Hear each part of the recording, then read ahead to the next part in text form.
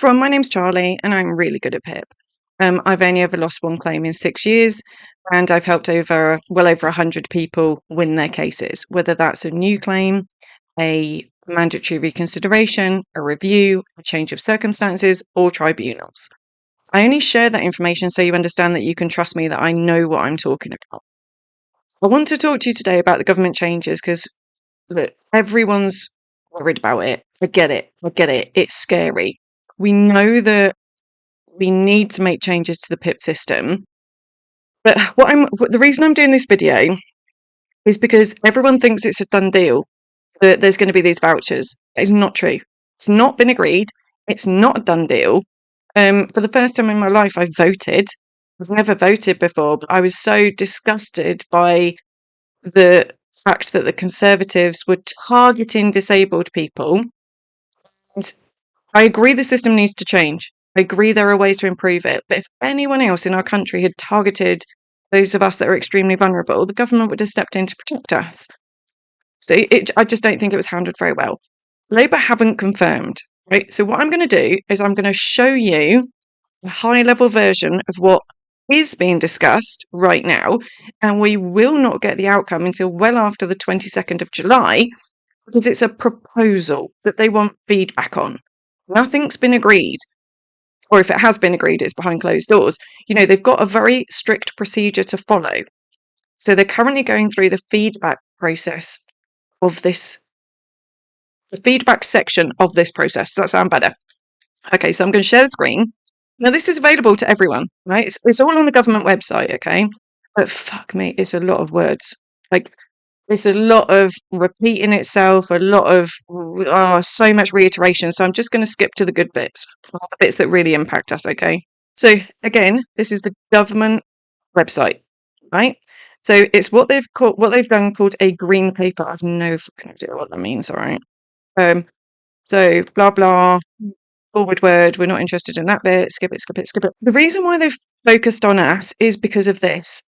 Here about the 2.6 million people are in receipt of PIP and DLA. And the spend, they keep going on. They are focusing on mental health. Just being honest with you, they're definitely focusing on mental health, because they keep saying about it's grown so much since the pandemic. Now, I do have an opinion on this. This is only my opinion. People struggling with mental health will have increased when it comes to PIP claims, because COVID broke a lot of people. A lot of people that were struggling but just getting by the skin of their teeth, COVID sort of pushed them over the edge in certain ways. And I also think that our awareness of mental health challenges, we're becoming more aware. We're starting to talk about things a lot more. So there's going to be an increase in people being open that need help. That's a good thing. You know, that's what we're fighting for. We're fighting for less stigma, being able to be open about it. Don't get me wrong. I think if people can work, then they should work. Brilliant. Every single person I work with, none of us want to have to claim PIP. I forgot to say at the beginning, I'm 16 years into chronic illness and I receive enhanced PIP in both categories. It's not means tested, so you can work. I did get it when I was working. I was running, New Look, the high street retailer. I was running their UK transport operation when I first started to get PIP. Being chronically ill is expensive. Yes, the number of people struggling with mental health that are claiming PIP has increased. For people that their PIP is more physical limits, like severe pain, fatigue, it appears that isn't their focus. But don't worry if you do struggle with your mental health, because there's organisations out there fighting for you that are speaking up to the government, clarifying that we need this funding. Okay, so let's go back to it. So let's go on. They want to, basically, this whole thing is to make it better, and this was done by the Conservative Party. Okay, so we don't know what's going to happen, what Labour are going to do. We don't know. Executive summaries are always the interesting bit, right? They want the support network in place, yes, but they want to tackle barriers that stop us from living independent and fulfilling lives. Every single person I work with, every single person I talk to, we just want to get better. Like, this is the bit that I'm so confused, because they keep mentioning mental health. Well, if we could If those of you that are struggling with your mental health could get access to psychiatrists, specialists, and get the right access to medication and treatment for a lot of people, within 18 months to 2 years, with the right treatment, with the right specialist, you'd probably be able to go back to work. But how long have you got to wait to get to see a specialist? Get to see them once for 20 minutes, then you've got to wait another 6 months. So I just wish that they would focus on getting us better. Get us better, and then we'll stop claiming it. Because we don't want to be. We just want to be better. Obviously, I'm not talking about the people that fraudulently claim it. We want a welfare system that's fit for the future. Yes, I get it. And at the moment, it's extremely expensive. So then they talk about what it was put in place. It was when it was introduced. And, it's introduced in 2013. So it's a long time ago. It needs to be reviewed. It does need to be reviewed. So 2.6 million people of working age in receipt of PIP and DLA. Okay, understood. So basically, a lot of people. A lot of people. That's basically what all this is. A lot of people, then they're repeating the costs. So this green paper will explore changes that could be made to the current PIP system. That could be made, not that are being made, could be made. So this is basically it. Changes to the eligibility. So the points that I always go on about. So changes to the point system, redesigning the assessment. See, reforming the assessment so it's more linked to the person's condition. That one I don't really get that one, because how I help people win is by being honest about how their conditions impact their daily life. So I'm going to skip. Let's get to the good stuff, because you want to know what's going to happen. So blah, blah. This is all the bit about PIP isn't means tested. It's tax free. Again, you see how much it's repeating. It was introduced in 2013. We've already seen that bit. In this green paper, we're going to look at changes. They've already said that. So it's a consultation. So they want to consider how to be better aligned to support people, okay, to support us. Why change is needed. Again, this is all about the cost. We know it costs a fucking fortune. We get that. We've got quite a bit to go through. I am going to try and do this really the important bits, or what I think are the important bits, as someone that actually gets PIP and helps people. We reckon that it's just all fluffy waffle. We know that this supports people. We understand it's important. Priorities for change. So this is the fluffy bit. We want to support the right people who need it the most. Agreed. We want to target our resources more efficiently. Okay. And we want to support disabled people with long-term health conditions to live independently. Right. So that's exactly what it is right now. So they're just reiterating it. This is them saying that they understand that we need the money because being chronically ill is expensive. So yeah, it is expensive being chronically ill. So this is we should be provided with support, all the basic things that we're entitled to. And then this is going on about, when it was first founded, they wanted to support people. So they did a change of points following another consultation in March 2016. Then they did a review in December 2017. So the government is committed to improving our lives. Okay. They'll continue to work with people to do this. Scotland proposed. Oh, now they're saying Scotland, Wales, and Northern Ireland. Oh, and it's current. So ADP is being reviewed as well. Okay. So they're pretty much doing the same thing. Right. So 3 priorities. Explore the option of introducing an alternative assessment model. Right, let's just get to it. Let's just get to in this chapter, transforming the support. This is all just what we're going to, I'm going to scroll down. Just trust me. When I scroll down, it gets to the actual consultation. And again, you can go on and you can read this word for word. Okay. Right. So this is it. Right.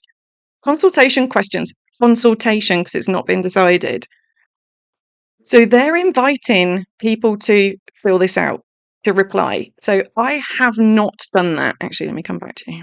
I did think about, should I be one of the people that fills this out and gives government feedback, because of what I do for a living now.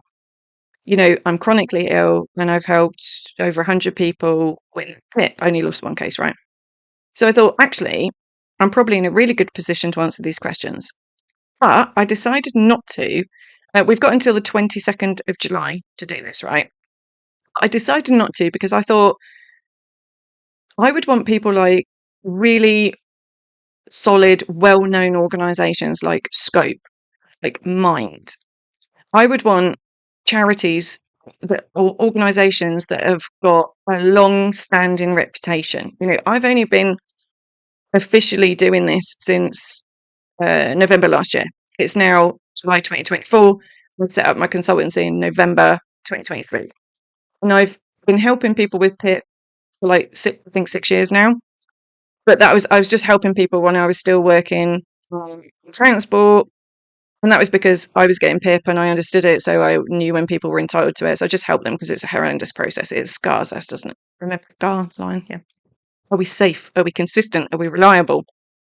So I just feel like if I was the government, I'd be more interested in reading a response from Scope or Mind than what I would Charlie. So that's why I haven't done it. And I don't want to get involved in politics. Oh, what's happened to the lighting then? I've gone very pale. Oh, you can't see my wrinkles. I don't know whether you can see this on cameras, but my skin's gone like really light. Anyway, sorry, focus. That's what I thought. If I was a government reading feedback, I'd want it from somewhere like really reputable, not some bird that is riddled with arthritis that doesn't leave her shed very often.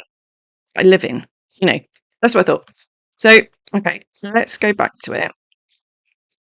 Oh, that's what I was going to say, I don't want to get involved in politics, right? The only reason I'm doing this is because so many people are talking to me about it because you're all fretting, which I get. I'm worried too. I decided not to get involved in the politics side of things because what I want to use my energy for, what little energy I've got, I want to use it to help you win. Draw the curtain, let's see if that helps. Yeah, I want to use my energy to help you, the individual suffering from chronic illness that is being honest, win if you're entitled to it. I don't want to get involved in, fucking politics. I mean, let's face it, if you've watched any of my videos, I think you can understand that is not going to be a suitable area for me. So, but I do think this video is going to help you understand the facts because the amount of papers that are running articles on this, what feels like every fucking day, there's been no change. There's been no change. They've put out this proposal. It's in consultation period. That's it. But people are talking like it's a done deal. So that's why I'm doing this. So we've got a lot. There's quite a lot on here. So what are your views on an assessment that places more emphasis on condition rather than the functional impact of the condition on the person? I stand by what I said earlier. I have severe psoriatic arthritis. It's no good comparing me to someone else with psoriatic arthritis because they could be a football player that's playing football every day, that's training every day. It's about how it impacts our daily living. So that's my opinion. It's got to be on our daily life. What are your views on people receiving PIP without an assessment if they have specific health conditions? Do you know what makes me the most angry is when 16-year-olds move from DLA to PIP and they have diagnosed autism, they've got all appropriate paperwork, and then they're put through the PIP process. It is hard enough going through this as it is. I went, through it in my 30s, 40s, or whatever, however old it was, right? And I spent most of my time crying in the assessment. I do not think it's appropriate to put 16, 18-year-olds through this process. I do not think it's appropriate to put autistic children through this process. Unfortunately, autism isn't curable. So I do think that condition could be confirmed. I've got clients where they've got a feeding tube, they've got oxygen, they've got a commode in every room, and don't get PIP. Their quality of life is shocking. If you saw them, you'd be like, shouldn't they be in hospital? But because this is the problem with us humans, conditions impact us all differently. So apart from the autism and the age range, I still don't think I could just look at the diagnosis. That's what makes it so difficult for rheumatologists, is we all respond so differently. We all respond so differently to treatment.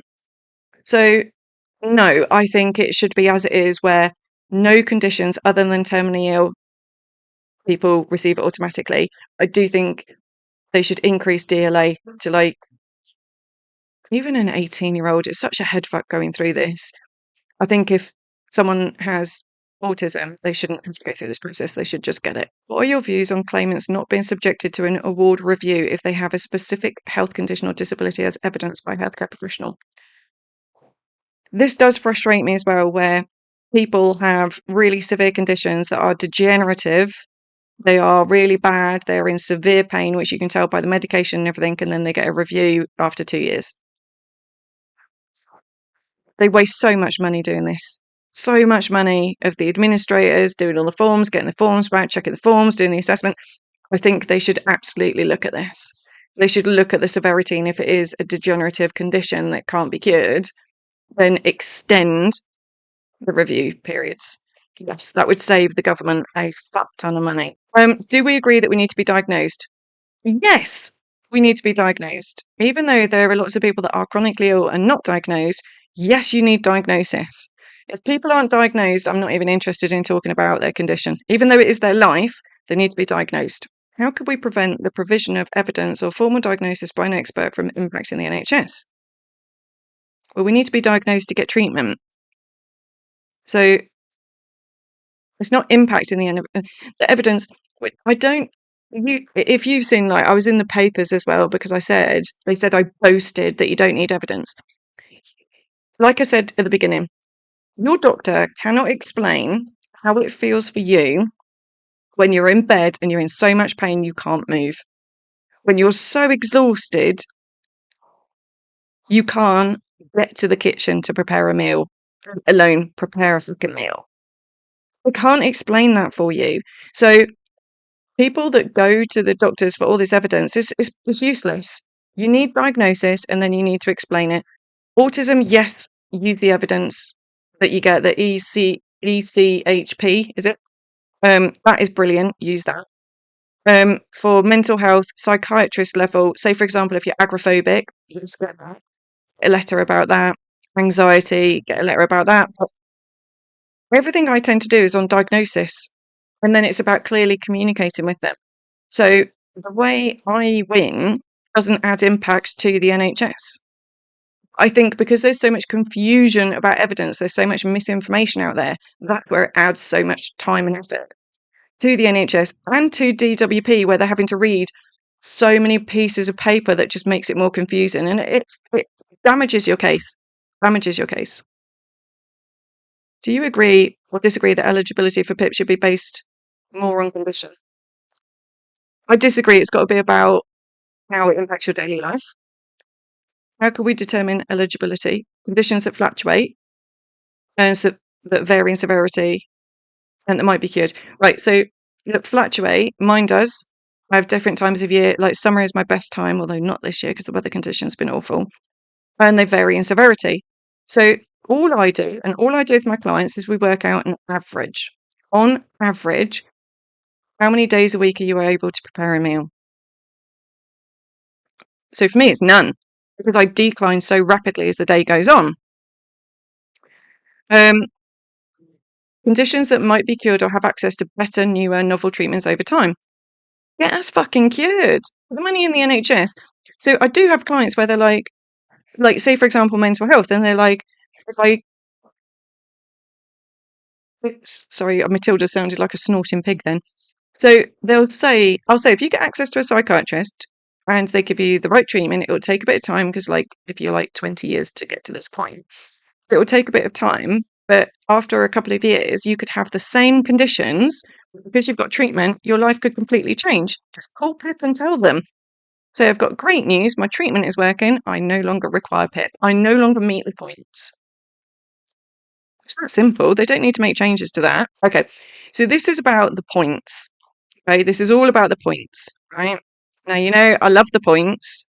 I love it because I like a nice process. I like to know where I stand and I like to know what I'm being assessed against.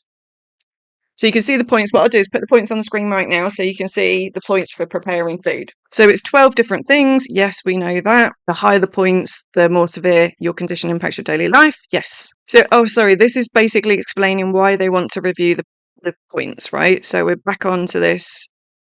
And it's explaining this is explaining all the current rules, right? So that you have to have a condition for more than 3 months and it's going to continue for at least 9 months. Okay. So yes. or long-term So this is the consultation questions. Do you think the need for an aid or an appliance is a good straight bad indicator of extra ongoing costs and why?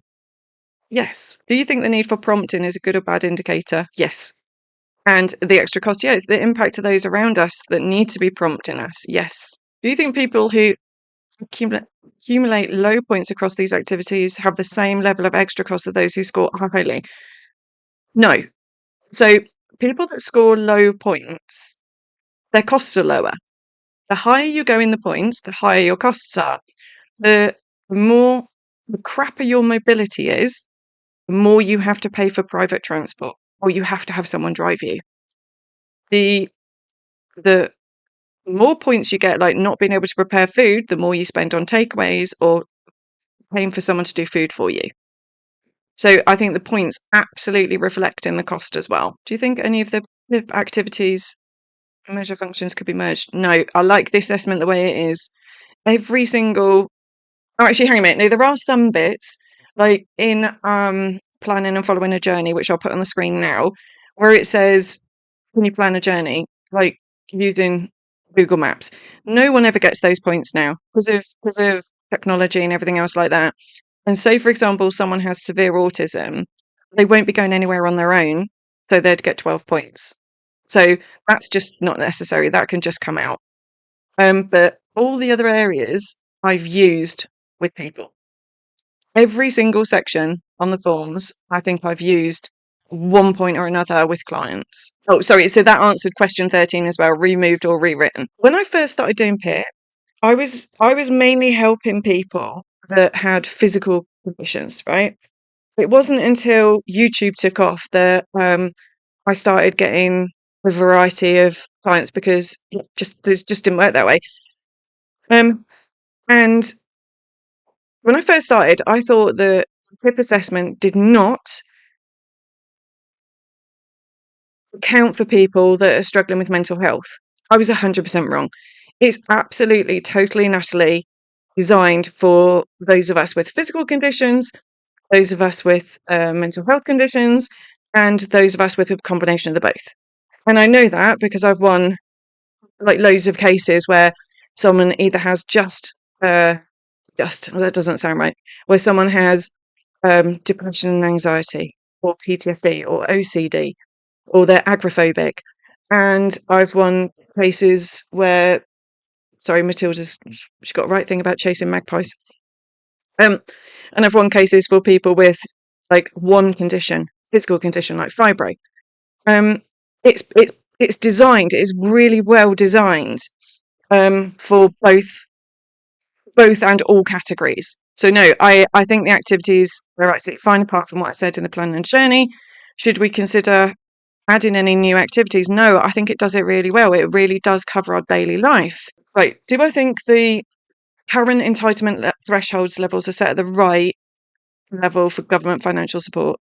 Yes, I do. When you haven't got PIP funding and you get it, it is life-changing. It is life-changing. If it wasn't for PIP, I would have lost my home and I wouldn't have been able to stay in my job for as long as I did. And then when I lost my job, it was my only source of income. Like now I'm starting to earn money via YouTube and my consultancy. Okay. It's just enough money to take the edge off so that you can get the food, so that you can pay for the extra transport, so that you can thank people for helping you out, so you can get help with your housekeeping because you can't do it and it messes with your head seeing your house just decline. But do I think we should get more? No. I think it does exactly what it says on the tin. It enables us to be more independent. That's it. It enables us to be more independent. And when you get PIP, you can then get your blue badge. Obviously, if you get the enhanced in the mobility section, you can then occupational health can come around and look at aids for you. PIP opens doors. You could get your car tax paid. It does make it easier because you get other support as well.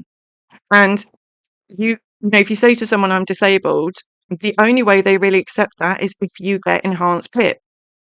It makes your life easier in so many different ways that is more beneficial than giving extra money.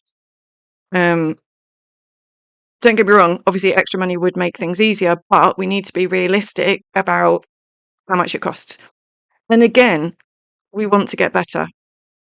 I think if you spoke to any of my clients, any people I've worked with, and you said to them, would you want more money or do you want to get better?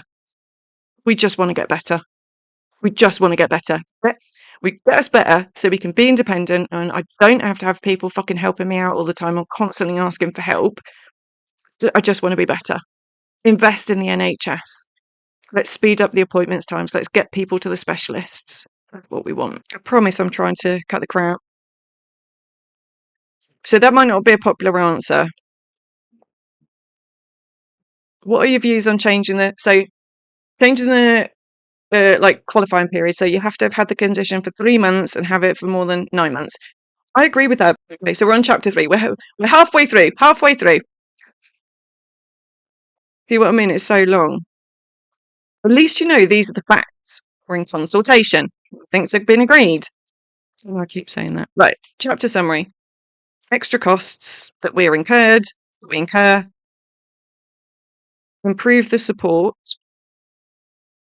What kind of support beyond extra costs would help us live more independently? Okay. This is the bit about what PIP was designed for, how much it costs, and all this sort of stuff. Right. Type of extra costs. Oh, crap. So aids, medication, yeah. Care, supported services. Heating, yes. Oh my God, we need more heat. Like the pads for incontinence. The amount of people I talk to that literally can't afford it. Can't afford it. The tea buckets that we're using. Taxis. Yeah. Like, yeah. So, yeah, it's expensive. Right. Sticks. But it's no good if they just turn around and go, here's a walking stick. Like, what am I supposed to do with that? I could have brought one at the charity shop. Right. Okay. Alternatives to the cash transfer system. My feedback here is really simple. Do not change to whatever the fuck this voucher thing that they're talking about or all this other crap they're talking about. Do not change. What people spend their money on is variable. And it's variable whether it's the people are in London, whether it's the Ubers, whether it's the local taxis, whether it's the takeaways. Like, don't tell me, like, there are some times where I need takeaways, right? There are some times where I need sandwiches because I haven't got the energy to get to the door or to get to the food from the takeaway person. I haven't got the energy to get to them. So I need sandwiches. And obviously there's my fridge. There's the bed right behind those walls, right? And now obviously the takeaway goes to the bungalow where my mum lives. I can't be doing that. No. So I'll have to get the sandwiches in, so they'll be in the fridge. Or sometimes when I'm really ill, the fridge needs to move closer to the bed because I can't do that distance. I can't be restricted by vouchers. Can't be restricted by vouchers. I cannot see how it's going to work. And this is the point where I think I'm going to win you over, right? If it's the same nominal value, so if it's, say for example, it's 200 quid, whether you give me 200 quid in cash or vouchers, it's still 200 quid. So why add to the workload and then issue these vouchers? Then people have got to check the vouchers, then we've got to hand them in. It's going to cost more money to do vouchers. No, just if it's 200 quid, whether it's vouchers or cash, just give me the cash so I can use it on what I want. Like, some of us will, like, I'm entitled to get the car. I don't want the car. I need the cash. I need the cash for food. So that's my choice. That's my choice. So use cash. And then, so I brought a second-hand car for £1,000. So I'll put some of that money aside for the service and MOT. You know, don't give me a voucher, but some people won't want a voucher to go for an MOT. Like, it's so much more work to do the vouchers. I really hope fucking the Conservative Party haven't spent ages on this, because the other thing that I am worried about is if the Conservative Party has spent millions of pounds getting consultants in to look at this, to review it, to come up with this green paper, how far down the line are they with it? Are Labour going to have to just go ahead with it? Like, that's what I'm worried about. And I was worried when I voted because I thought if I fucking vote and they go with it anyway, then it was pointless voting. I would have voted for like the Green Party or something, you know? Right. Catalogue shop scheme. An approved sorry, an approved list of where we can shop. No. For better equipment and aids. No. Some of us will save money and we'll go to a charity shop. Don't want to use, like, if I've got £100 for an aid and Zimmer frames. I don't know if you know, but in the description of my channel, I've got links to good aids. There are so many Zimmer frames out there that are shit. Like, there's only one place I can get a Zimmer frame that I deem the best Zimmer frame, and that's on Amazon. So no, I don't want to be restricted to a certain shop. And I'm not spending like £15 or £30 on a walking stick. I can't use a walking stick because of the pain in my hands, right? But at the point that I was doing that, I wasn't going to spend that money on the walking stick because I was skint. I'd get one at a charity shop. I'd one up at a car boot. No. Aids or services. No. Housekeeping is an absolute nightmare. But then you'd have to use a company that the government has deemed good enough, which is more time for the government. They'd have to go through tender. They'd have to look at all these companies. They'd have to put all these processes in place. Probably going to be more expensive than someone like we've got someone down the road that's doing cleaning a couple of hours a week. No. Proof of purchase. Access to work. Adaptions. Fuck's sake. One-off grants. No. Just fucking spin this whole idea. Spin it. It's going to cost you, the government, more money. It's going to cost us more money because we wouldn't spend that money if we had a choice. There are people that I've been through phases where I couldn't afford food. And then being limited to, oh, you can only go to this company, but it's double the price of what this company would be. No. Don't even want to go through the rest of it because it's just going to aggravate me because it's such a shit idea. Oh, God, my jaw joints. Hang on. Oh, God, I got snot running down my nose. It's making me very passionate. That's why I've been putting off doing this. One-off grants. You know, I'm like, no. And now I'm like, one-off grants. How many people that would benefit from changing their bathroom into a wet room would be massive, but you can do that with occupational health. Okay, so, and then loads of people are in rented accommodation, so they can't do it. So still no. I thought I was going to change my mind, but no. May have better outcomes. Right, so we may have better outcomes from improved access to treatment and support than from a cash payment. Right. Yes, there are people just want to get their lives back and would much rather get their lives back than having some money to pay for food. They still need to pay for their fucking food. Treatment takes time. So what they're supposed to do between now and then. They need the cash for food. We would also like to know whether there are specific groups of people who have a need of greater level of support than they currently receive, such as mental health provision or physiotherapy, care packages, respite, home adaptations. Yes. So, yes. Like, occupational health, they have a budget, so they can only give the stuff to people that really need it. We definitely need more aids. Like, I was very lucky. I had an amazing woman who she got me steps, she got me a raised toilet seat, she got me a perch chair. It was amazing. So yes, more support in this manner would help, but don't take my money from me. Don't take our money from us. And just get us access to specialists. PIP passports. I don't really want to work with DWP. Like, I know that they subcontract the assessments, but I know I've done a meeting today with a new client, right? And I had to sit and explain to her, code name Savage. I had to sit and explain to her that even when you're honest, even when you explain clearly, I won't give you the right points because of government skin. So you'll need to do a mandatory reconsideration. He's like, I'm telling the truth. And I said, no, I know you're telling the truth and you'll communicate it the right way, but that's just the way it works. So do I want to work with DWP some more? No, thanks. By the way, tribunal, they don't lie. In tribunal, it's completely independent. I've never experienced them lying. They record it. It's like verbatim, word for word. like on the accuracy, they follow procedure, in my experience. The Motability scheme, I think, is brilliant, where you can get a car if you need to. That's great. We'll receive a new UC health element. What that is. Was also used in the current system to determine whether the person's carer is entitled to carer's allowance. If PIP was replaced by an alternative model, we would need to reconsider the implications. Okay. So the carers thing, that links to the managing therapy. I'll put the points on the system. It's about how long someone helps you, whether they're monitoring you or assisting you with something.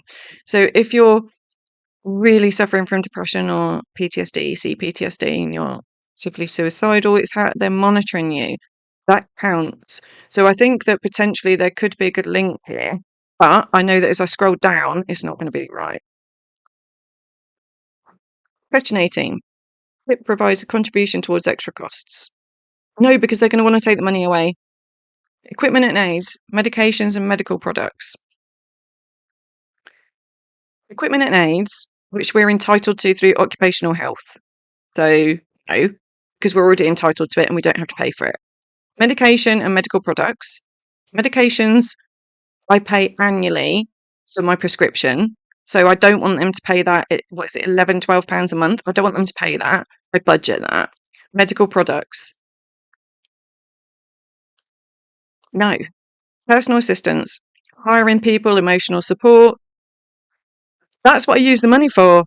That's what I use the money for. Help with household tasks and assistance. I still use the money now for that. I don't want them to decide how much I've got each month because it varies depending on time of year. So they are listing the things that it costs us. So this health and professional care, physical therapies, talking therapies, well, we're already entitled to physiotherapy and talking therapies. Again, they need to invest in the NHS. Extra transport costs. Again, we use that. So, for example, if they gave us like certain amount of vouchers, because what they'd do, I would have thought, is if they give us like vouchers for a month, they'll monitor and see. So if you're not using them consistently, they'd track it. But our hospital appointments vary. I can go through phases where I'm in there every week. Then I can go through phases where it's every 3 months or every 6 months. So no, just give us the money so that we can use it for all of these things. So I'm just going to scroll because it's food costs, clothing, yes, like the bedding. Oh, I've spent so much money on bedding. I've got so many blankets. High cost of insurance. I can't even fucking get insured. I just went through a broker. They won't insure me because I'm so sick. Additional housing costs. Yeah, home adaptations. Yes, but again, I don't want them to take what money we've got. It's variable in what we need and we prioritise what we need. What are the benefits and disadvantages of moving to a new system for PIP? But catalogue shop scheme. I've been through all this before and it made me so grumpy and I didn't know what to do on this video, right? Because I knew filming it I'd get grumpy. So I don't want to go to a voucher scheme. I don't want to because it's variable. Depends on how flared up I am. It depends on the weather changes. It depends on the treatment. There's so many variables. Don't want someone to dictate to me what I need to use that money for. And it also depends on those around us, doesn't it? So say, for example, I was talking to a client and they had a family member come in to visit, which meant housekeeping would be better. They would get meals. So it's variable. And I don't want us to have to explain all the time when there are changes, because again, that's more cost for the government. So I just don't like it. I don't like it. It's too variable, and that's what sucks about chronic illness. Catalogue shop scheme. Oh, that's right. What I was going to say, hang on. Literally, 9 out of 10 client meetings that I do, those individuals are not aware of aids that are available for us. So I actually think when we got the PIP form, that they sent a catalogue out to us and said, would any of these aids help? Because I've had it in client meetings where they've gone, Charlie, I cannot prepare food. And I've gone, why? And I've gone through all the details and I've gone, right, have you looked at this aid? And then I'll do a share on the computer and they'll be like, wow. And I'm like, do you think if you had that, it would make life better? It might. So just talking to me, they'll go from 8 points to can't prepare food down to 2 points using an aid or aids. I'm so happy. So happy because they don't want to be high in the points. They want to be independent. So I think if there was something to raise awareness on aids, Um, and I've got a video on it. I have a video, but I called it like maximizing your PIP claim because I thought that would be good keywords. Not enough people are watching that, so I think I need to change the thumbnail on it.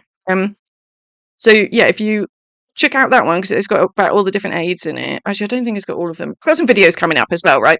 But that really does make a difference. But again, I don't want them to dictate to us because only the individual knows what their life is like or how much their Raynaud's is hurting or the arthritis or it's so.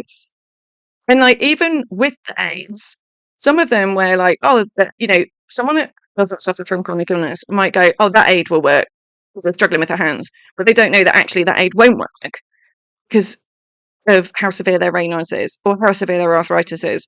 So just give us the money. If I've been talking like for about 15 minutes on this where I just keep repeating, just give us the fucking money.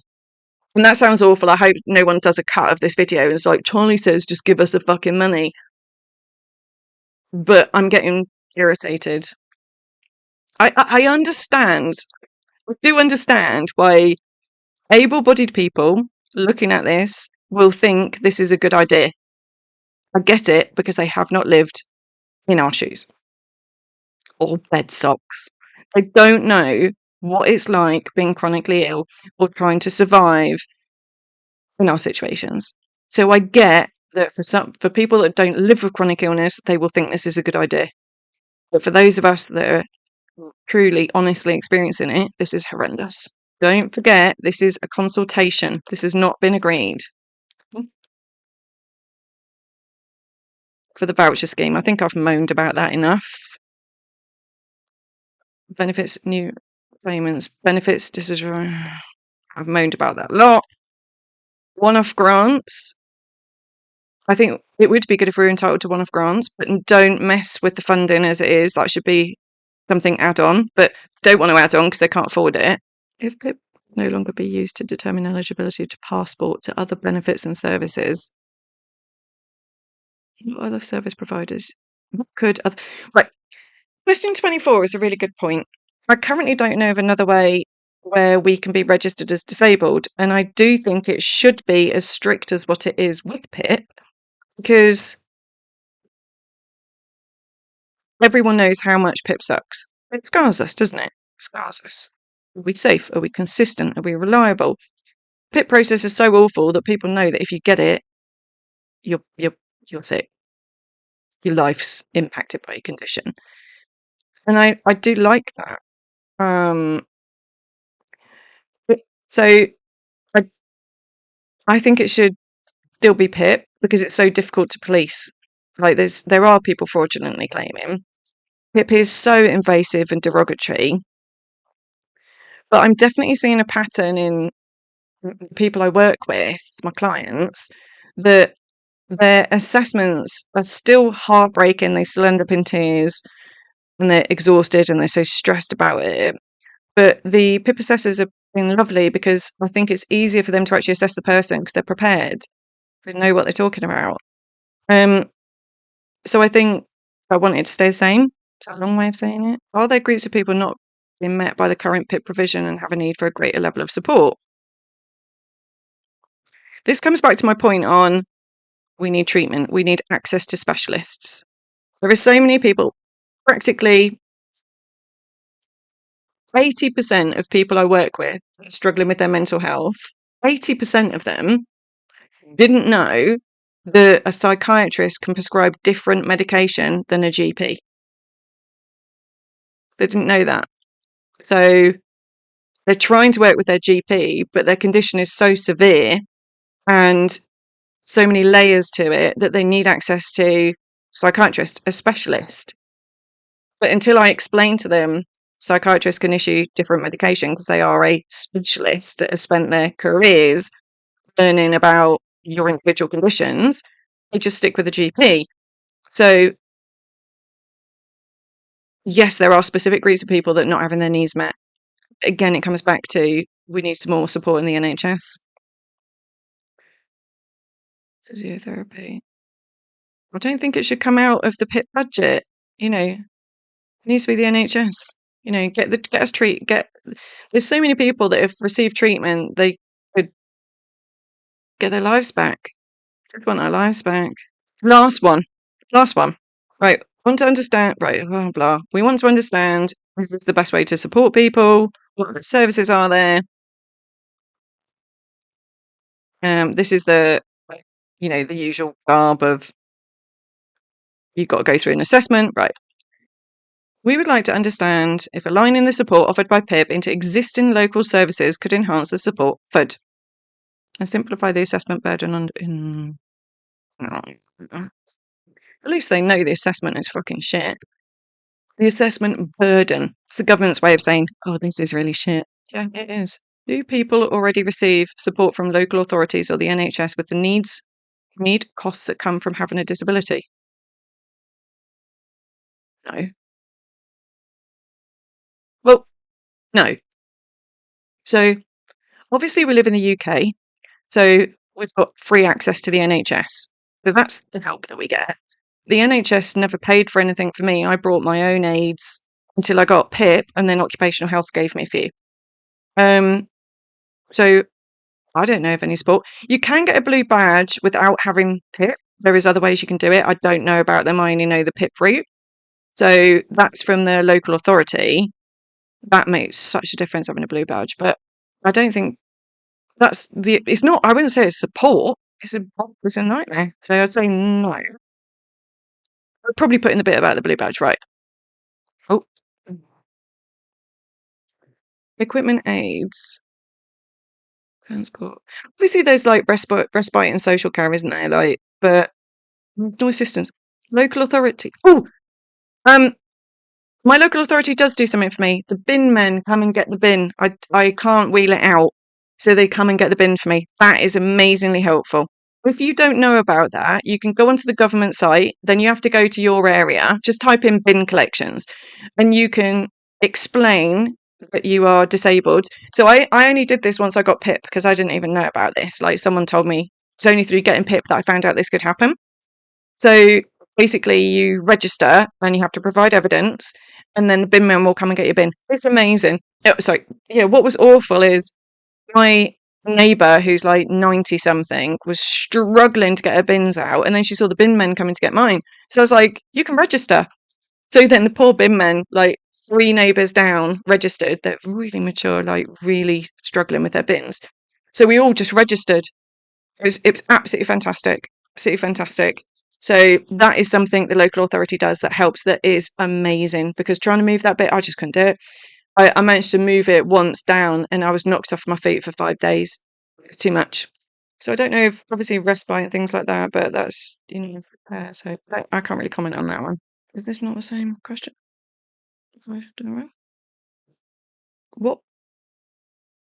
Which needs costs that come with having a disability or health condition could local areas help with further? Okay, stop to have a drink to think about this, because that personal assistance and things like that, I don't think they could do it. I think again it needs to come back to, we need to decide what we spend our money on ourselves. So for example, if they came round to assess whether we were entitled to someone to help us with household tasks, I'm very specific. I like things to be neat, otherwise I can't. It really messes with my head.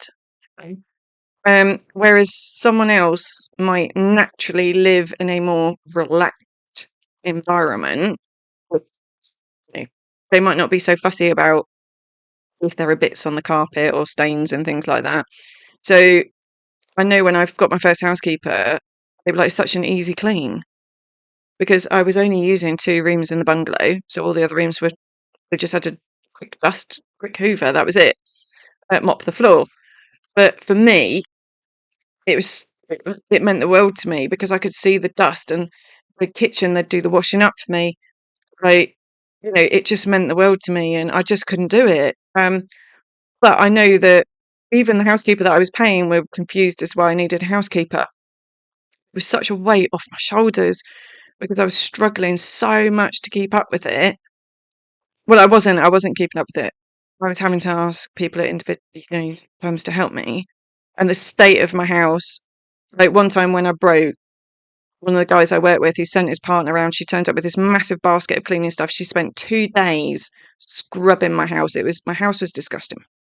She spent 2 days scrubbing it. It was that bad. Then I had to get a housekeeper. Like, it was awful. But again, other people would have gone, "It's clean." But for me, it wasn't.